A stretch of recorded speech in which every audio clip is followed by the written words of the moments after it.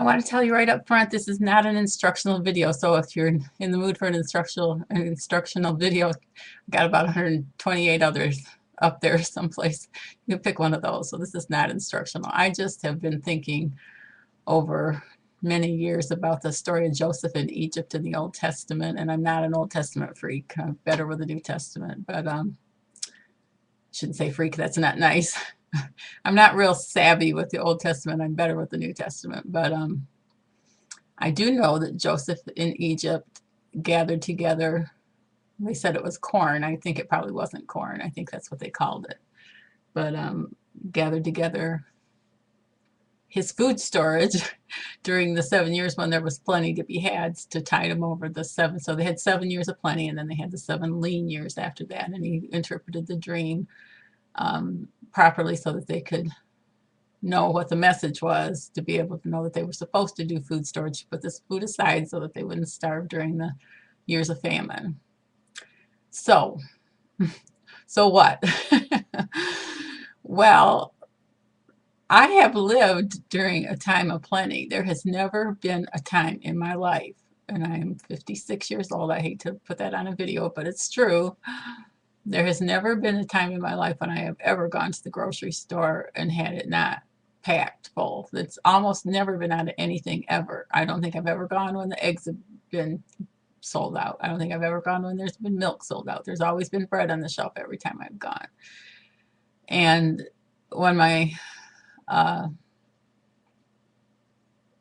can't say that, never mind. I'm not going to explain that right now. I never had to go to the store and be disappointed that they didn't have what I was looking for. If ever their store didn't have something I wanted, there was always another store I could go to. Never, ever, ever has there been a time I couldn't get what I needed.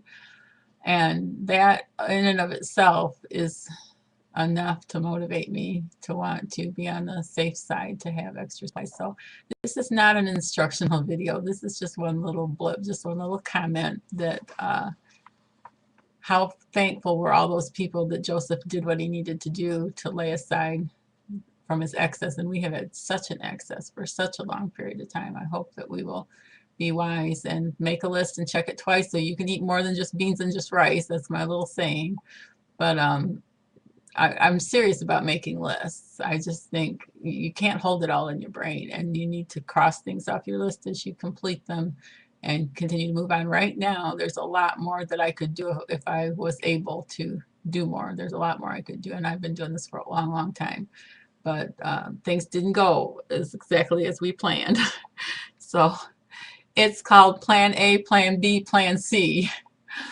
And so you just go with the best thing. I'm very thankful for the things I did over the last decades, because most of it is all still the stuff that keeps the longest time is still there. And we all have to do what we can with what we have. And just one other little comment, and then I'll be quiet. I promise. But the other little comment was, I have found in other areas of my life and have tried to teach others this concept, because it's just been a dandy concept.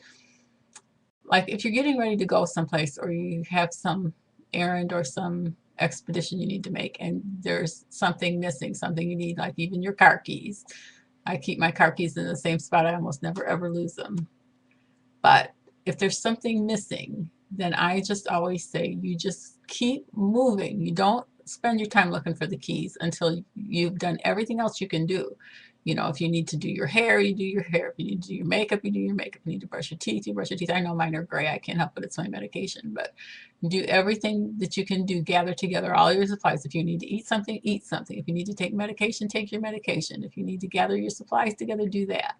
And then when you can't do anything else and you've done everything you can do, I'm telling you, every single time, whatever it was I needed is there. It's there if I do everything I can do first.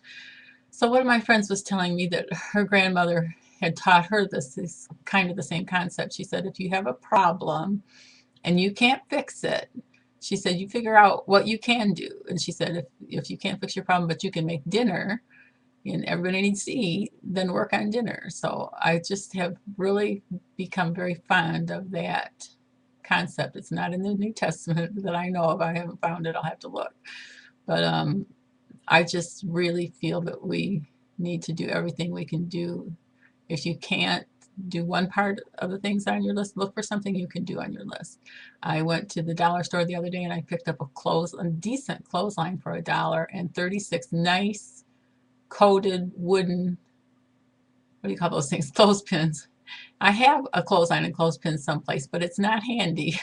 So I figured for $2 I would go ahead and make that purchase. So find, if you can't buy everything on your list, buy salt this week.